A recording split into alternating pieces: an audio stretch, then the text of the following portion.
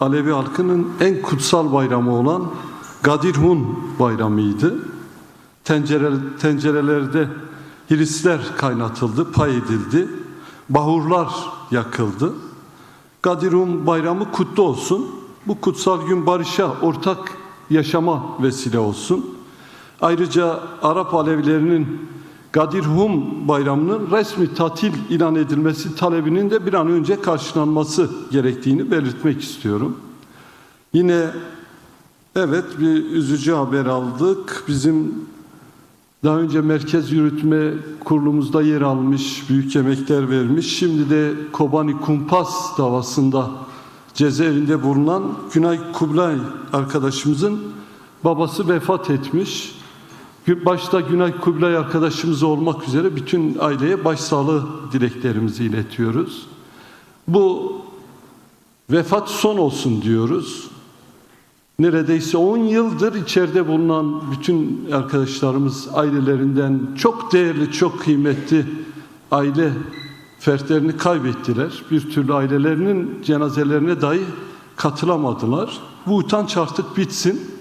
Sadece bizim değil, cezaevinde haksız hukuksuz yere tutulan bütün insanlar artık aileleriyle, çocukları ve anne babalarıyla olsun diyoruz.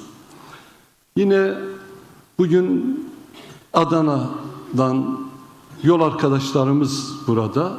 Adana benim için çok değerli, çok kıymetli bir kenttir. Siyasete yerelden başladım ama genel merkezde İlk seçildikten sonra yaptığım ilk çalışmalarım Adana'daydı. Adana'da neredeyse 1 yıla kadar kaldım. Şu anda burada olan birçok anneyi, birçok yol arkadaşı tanıyorum. Çok değerli insanlardır. O Çukurova'nın bereketli topraklarında mücadeleyi büyüttüler, yeşerttiler, bugüne getirdiler. Bugün de gördüm ki 26 yıl önce gördüğüm, evinde çay kahve içtiğim, birlikte eylem etkinliğe katıldığım, barış dediğimiz en başta barış anneleri ve diğer arkadaşlar burada hoş gelmişsiniz, sefa getirmişsiniz. Sizin yıllardır yürütmüş olduğunuz o onurlu mücadeleye layık olacağımıza emin olabilirsiniz. Değerli arkadaşlar, evet, Haziran ayının ilk haftası Dünya Açlıkla Mücadele Haftasıdır. Maalesef bu kapitalist modernite toplumu doyuramadı, açlığı gideremedi. Her geçen günde dünyada açlıkla yüz yüze kalan milyonlarca insan artarak devam ediyor. İnsanlığın en büyük ayıbıdır açlık. Umarım bu açlık meselesini hep birlikte gideririz. Türkiye'de de milyonlarca insanımız açlıkla mücadele ediyor. Türkiye'de açlık sadece bir haftanın konusu değil, 365 gün süren bir yaşam mücadelesinin adıdır. Yani dünyanın kimi yerlerinde bir haftadır ama bizde 365 gün aslında açlıkla mücadele ediyor insanlarımız. Çukurova gibi, Adanalı arkadaşlar burada, Harlan gibi bereketli ve verimli ovalarımız olmasına rağmen Adana'da bile ailelerimiz, insanlarımız gidip sebze pazarlarında ortaya atılan çarık ve çürükleri topluyorsa bu 22 yıldır bu ülkeyi yöneten iktidarın ayıbıdır. Artık bunun son bulması gerekiyor. Geçtiğimiz hafta Kurban Bayramı'na tarihin en derin yoksulluğunun gölgesinde girdik. Çok iyi biliyorum. Kimileri evine 1 kilo tatlı bile alamadı ya da zar zor aldı. Kimileri de bayram vesilesiyle çocuklarına bir harçlık, bayram harçlığı vermek istedi, veremedi, uzatamadı bile. Bu çok büyük bir ayıptır. Dünya tarihinin en zor ekonomik krizinin tam ortasındayız. İktidarın bugüne kadar yapmış olduğu planlar, programlar, projeler birer birer çöküyor. Her seferinde bize ekonominin düzeleceğini, yoksulluğun giderileceğini, açlıkla mücadele, yoksullukla mücadele edeceklerini söylüyorlar ama maalesef bugüne kadar gerçekleşmedi. Bundan sonra gerçekleşir mi ona da çok emin değilim. Yani görünen o ki yoksulluk ve açlık büyüyerek devam edecek. Açlıkla mücadele haftasında bir kez daha gördük ki toplumu iktidarın insafına bırakamayız. Söylüyor, yapmıyor. Kazan kaynamıyor. Gittikçe toplum yoksullaşıyor. Onun için her birimiz yalnızca kendi sofralarımızda kaynayanla değil, kapı komşumuzun sofrasında da ne olduğuyla ilgili büyük bir sorumluluk altındayız. Yani Şakirpaşa'da, Hürriyet'te, Barbaros'ta, Gülbahçe'de yanımızdaki komşunun ne yediğini, ne içtiğini, neyle geçindiğini, neye ihtiyacı olduğunu artık bilmeli ve bu konuda dayanışmalıyız. Bu iktidar yoksullukla mücadele edemiyorsa biz kıt kanatla elde ettiğimiz ekmeğimizi pay etmek durumundayız değerli arkadaşlar. Bu vesileyle tüm halkımıza dayanışma çağrısı yapıyoruz. Bereket paylaştıkça büyür. Paylaşmak bu toprakların kadim bir gerçeğidir. Her ne kadar son dönemlerde unutulduysa bunu tekrar yeşerteceğimize inanıyorum. Evet değerli arkadaşlar, Türkiye tarihinin en uzun ekonomik krizini yaşarken bir yandan da en sert siyasi krizlerinden birini yaşıyor. Ana muhalefet partisi Cumhuriyet Halk Partisi'ne karşı İstinaf Mahkemesi'nin verdiği mutlak buttan kararı ve genel merkezin kolluk şiddetiyle basılması bu krizin en çıplak yüzü oldu. Buttan kararı salt, hukuki bir meselenin çok ötesindedir. Bu karar demokratik siyaseti dışarıdan zorla şekillendirme girişimidir. Hiç kimse bize başka hikaye anlatmasın. Demokratik siyaset dışarıdan hukuk müdahalesiyle şekillendirilmek isteniyor. Siyaseti yargı kararnamesiyle şekillendirmek, demokrasiyi prosedürün arkasına saklayarak etkisizleştirmektir. Öte yandan kimse bu bir yargı kararıdır diyerek 86 milyona cambaza bak oyununu da oynamazsın. Türkiye'de bu rejimin en yakın tanığı, sanığı ve şahidi bizleriz. Bu gelenektir. Hiçbir zaman biz cambaza bakmadık. Bundan böyle de cambaza bakmayacağımızı bir kez daha belirtmek istiyorum. İstisnanın kural haline geldiği bir düzende tek pusula demokratik meşruiyettir. Hiçbir zaman sandığın iradesinin yargı kararnamesiyle iptal edilmesini kabul etmeyeceğiz. Kimse de bize kabul ettirmeyecek. Çok net söylüyoruz. Bizler açısından Türkiye siyasetinin anahtar kavramı demokratik meşruiyettir. Bu sebeple şunu açıkça ilan ediyoruz. İstinaf Mahkemesi'nin verdiği karar yalnızca bir siyasi partiyi değil, tüm siyaset ve sivil toplum alanını, örgütleme hakkını, demokratik yaşamı derinden tehdit etmektedir. Bu kararla siyasi partilerin ve sivil toplumun tek bir güvencesi kalmamıştır. Yargıtay derhal toplanarak bu garabete bir son vermeli. Türkiye'de demokratik ve sivil yaşamın önünü açmalıdır. Hukuksuzluk adrese teslim ile başlar ama hiçbir zaman yerinde kalmaz. Bugün bir partinin kapısını kıran anlayış yarın bütün siyasetin kapısına dayanır. Biz bunu geçmişte çok gördük ve deneyimledik. Bugün Cumhuriyet Halk Partisi'ne giden kolluk yarın AKP'ye gider. O bir gün MHP'ye, DEVA'ya, Gelecek Partisi'ne, Saadet Partisi'ne gider. Bize zaten hep geldi. Biz o hukuksuzluğu iyi tanıyoruz. O da bizi çok iyi tanıyor. Bizim kapımızın önüne gelse de çok bir şey alamayacağını zaten sistemin kendisi de biliyor.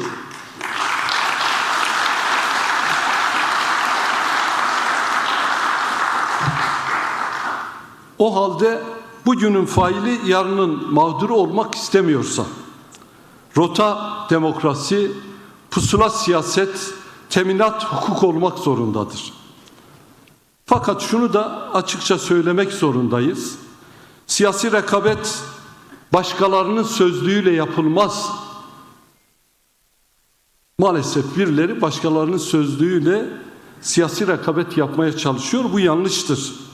İftiralar, damgalamalar, etiketler, ahlaki mahkumiyet hükümleri Bunlar operasyonun siyasi tarafını perdelemenin en kestirme yoludur. En ucuz yoludur. Özellikle vurguluyoruz.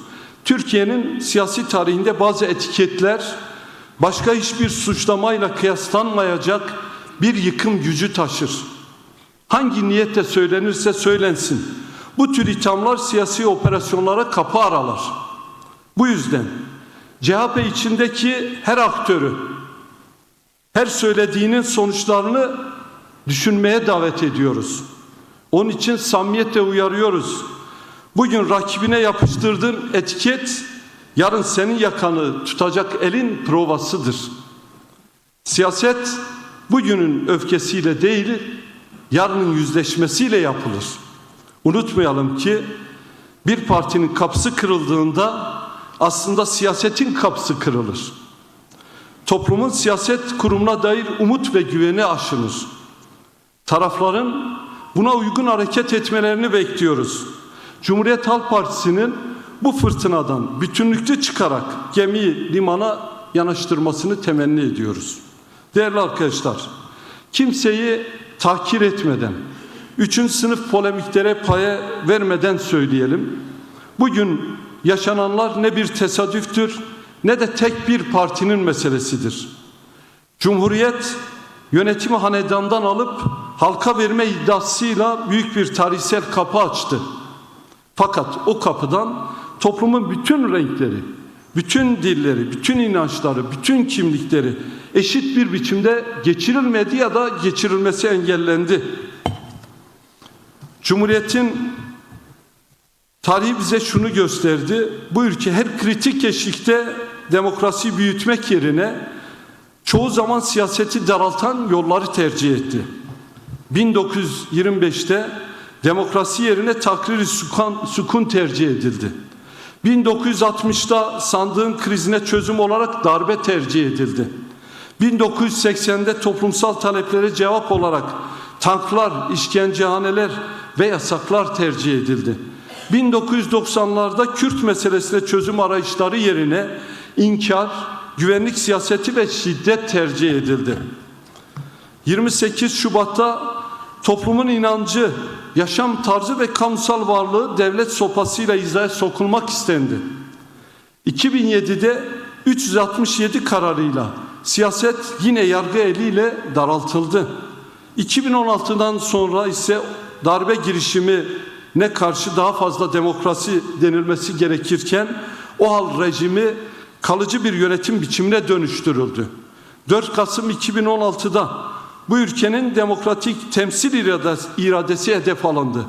Başta eş genel başkanlarımız Sayın Figen Yüksekdağ, Selahattin Demirtaş ve yüzlerce, binlerce milletvekilimiz, belediye başkanımız ve yöneticimiz tutuklanarak cezaevlerine konularak siyaseti halktan, meclisten ve sandıktan koparmak istediler.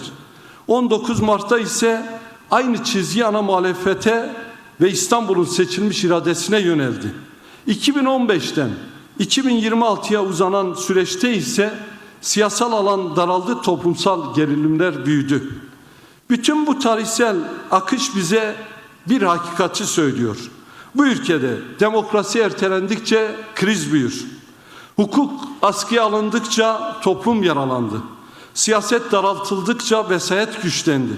Baskı tercih edildikçe sorunlar kökleşti. Türkiye'nin kök sorunu Cumhuriyet değildir.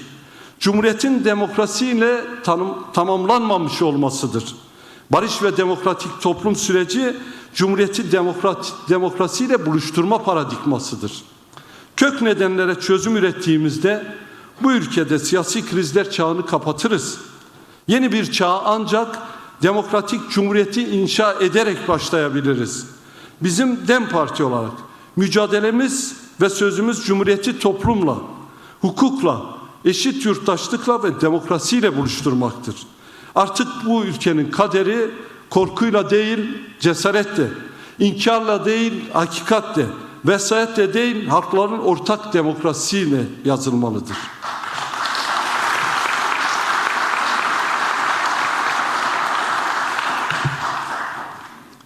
Değerli arkadaşlar, dünyada ve Orta Doğu'da alt üst oluşlar yaşanırken İçerideki bu gerilimler geleceğe dair umutları zayıflatıyor, toplumsal barışı sekteye uğratıyor.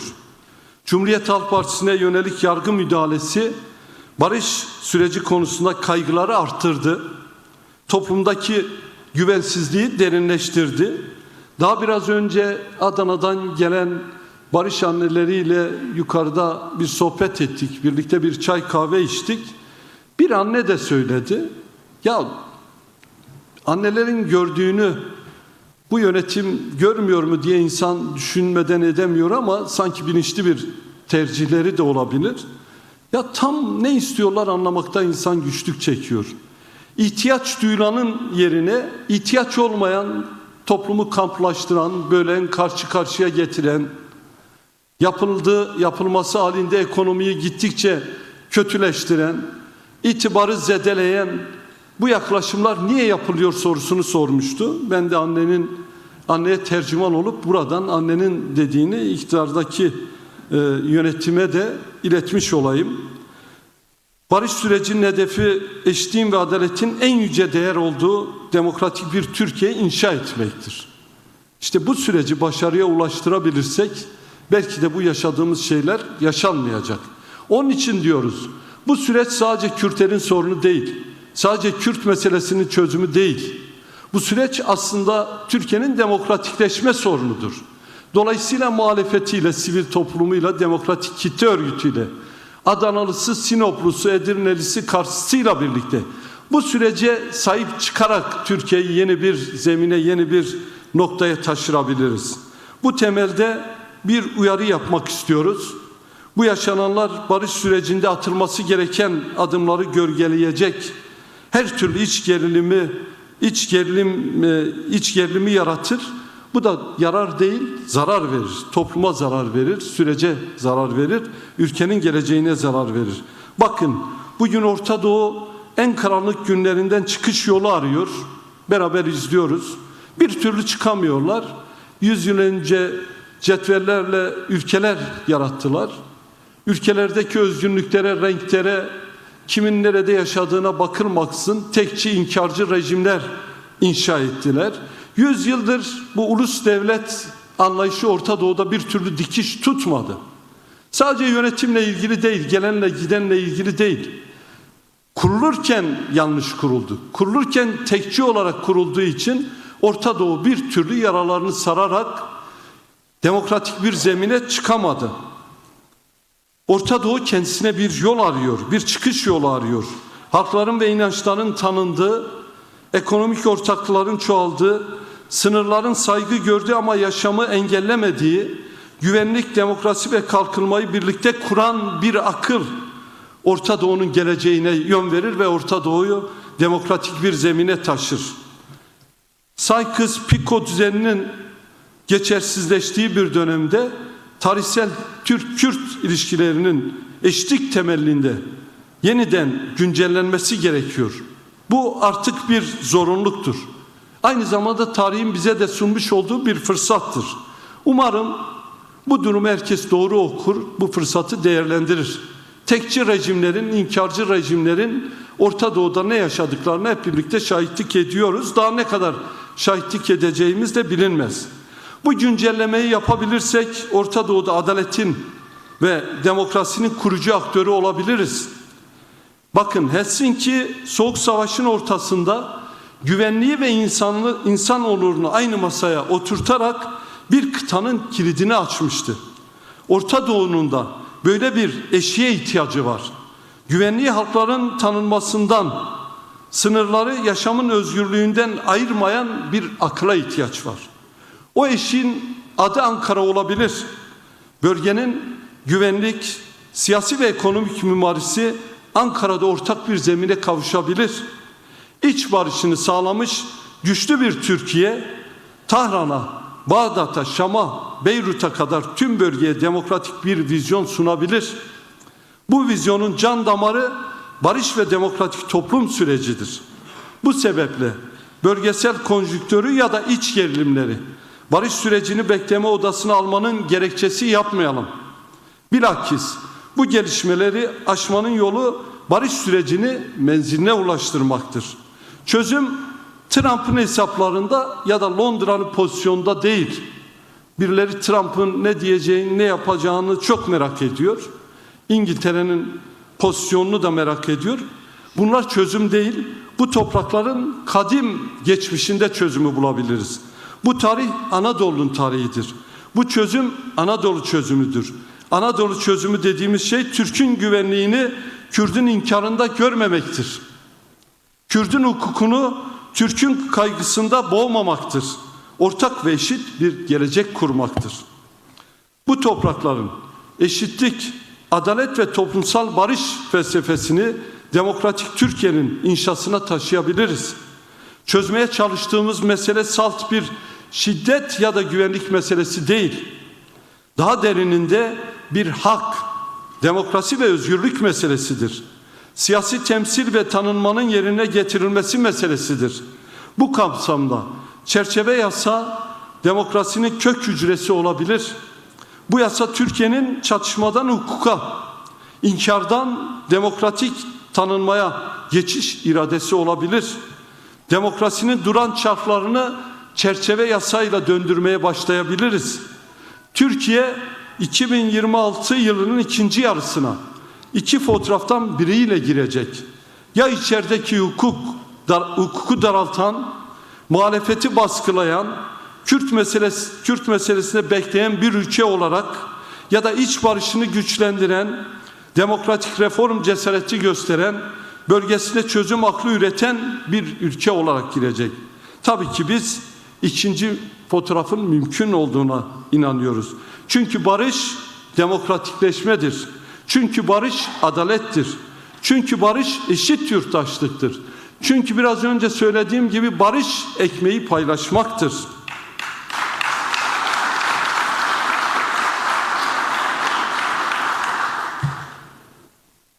Bu sürecin temel hedefi demokratik uzlaşı, evrensel hukuk ve özgür siyasettir.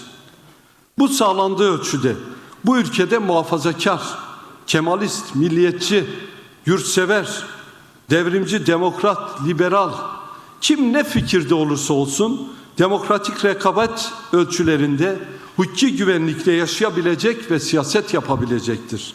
DEM Parti olarak fikrimiz şudur: birimizin hakkı hepimizin hakkıdır. Birimizin hukuku hepimizin hukukudur. Geçmişte birileri böyle demese de biz böyle bakıyoruz. Biz herkesin hakkını, hukukunu kendi hakkımız ve hukukumuz gibi görüyoruz. Buna hazırız ve bunun mücadelesini birlikte yürüteceğiz. Değerli arkadaşlar, bu vesileyle geçtiğimiz Cuma günü çok değerli bir dostumuzu kaybettik. Ünlü düşünür Edgar Morin'i saygıyla bir kez daha anıyoruz. Edgar Morin barış sürecine çok büyük destek verdi. Barış sürecini de en sade, en yalın biçimde tanımladı. Edgar şöyle diyordu: barış aynılaşmak değil, birbirine fırsat vermektir. Yok etmeden ikna etmeye çalışmaktır. Ne kadar doğru söylemiş. Bu vesileyle Edgar'ın sevdiklerine, ailesine başsağlığı dileklerimizi iletiyoruz. Yine DEM Parti olarak bu süreçte duruşumuzu bir kez daha netleştiriyoruz. Biz hiçbir tarafın güdümünde değiliz. Bunu en iyi siz biliyorsunuz. Biz kendimiziz. Biz üçüncü yoluz. Biz Kürdüz, Aleviyiz, kadınız, ezileniz, emekçiyiz. Kimliğini, dilini, inancını arayan 86 milyonuz. Biz herkesin ortak zeminiyiz. Bakın burada bütün renkler var. Bütün inançlar var. Bütün kimlikler var. Bütün cinsler var. Biz salt reaksiyoner bir muhalefet de değiliz. Evet, muhalefetiz. Aynı zamanda çözüm önerileri olan bir muhalefetiz. Çevreye dönük önerisi olan, engellere dönük önerisi olan, doğaya, ekonomiye ilişkin önerisi olan, demokrasiye göre önerisi olan, yoksulluğun, açlığın giderilmesine dönük önerisi olan, demokratik bir geleceğe dönük önerisi olan bir partiyiz. Kendi eksenimizde duran ama kapsayıcı ama demokratik bir hattayız ve bunun ısrarcısı olmaya devam edeceğiz. mevcut düzenden rahatsız ve hoşnutsuz olan her kesimin sesi olmaya devam edeceğiz. Ve sesini duyurmayanların evi kapısı olacağımızı belirtiyorum. Herkesi davet ediyorum partiye. Hem sokakta, hem müzakere masasında, hem muhalefette, hem çözüm sürecinde aynı anda, aynı kararlılıkta olacağız. Bu iki alan birbirinin karşıtı değil, birbirinin tamamlayıcısıdır.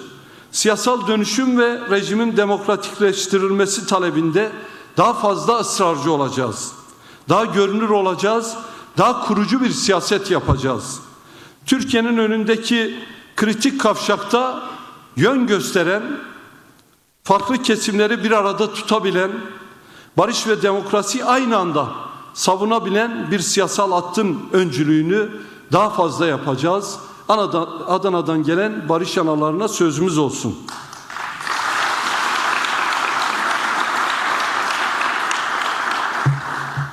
İkide bir geçen Almanya'daydım. Orada Alevi canların bir festivaline katıldım.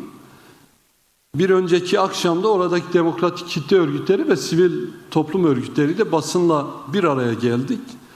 Bildik iki tane klasik soru sordular. Dediler siz bu iktidarın neyine güveniyorsunuz? Ya aynı şeyi tekrar edelim. Bu arada festival çok iyi geçti. Adana'daki Avrupa Alevi Birlikleri Federasyonu ve Konfederasyonu'na da teşekkürlerimi iletmek istiyorum. Çok kapsamlı, çok iyi bir festival oldu. Oradaki Alevi canların burada partimize, Kürtlere, partimizin bileşenlerine ve ittifaklarına da çok selamları vardı. Biz de burada söylediğimizi ve sürekli tekrar ettiğimizi orada söyledik. Biz kendimize güveniyoruz dedik. Halklarımıza güveniyoruz. Bu ülkenin ortak aklına güveniyoruz. Bir arada yaşam deneyimine güveniyoruz dedik. Yani biz sizlere güveniyoruz dedik. Haksız mıyız?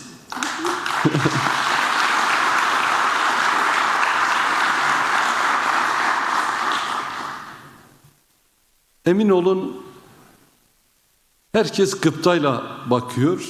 Oradaki Sosyalist Parti temsilcileri de Türkiye'deki son gelişmeler konusunda fikirlerini beyan ettiler. Onlar da bu partinin bu kadar şeye rağmen nasıl böylesine ayakta durduğunu merak ediyorlardı. Evet, ölümünün yıl dönümünde Ahmet Arif'in şu sözüyle bu ülkenin gençlerine, kadınlarına, emekçilerine, demokratlarına sesleniyoruz. Ahmet Arif aynen şöyle diyordu: bir umudum da sende, anlıyor musun? Evet, umudumuz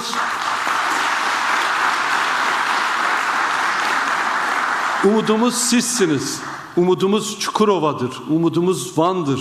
Umudumuz Edirne'dir. Umudumuz İzmir'dir. Bu memlekette yaşayan her bir insanımızdır. Bu memleketin doğası, suyu, havası ve mücadele birikimidir. Değerli arkadaşlar, yarın yine çok önemli bir şairimizi anacağız. Nazım Hikmet ölümünün yıl dönümünde hala bu toprakların sesidir. Ne demişti Nazım? En güzel deniz henüz gidilmemiş olandır demişti. O denize Adanalı barış anneleriyle, Türkiye'deki emekçiler, yoksullar, ezilenlerle birlikte gideceğimize olan inançla hepinizi saygıyla, sevgiyle selamlıyor. Hoş geldiniz diyorum.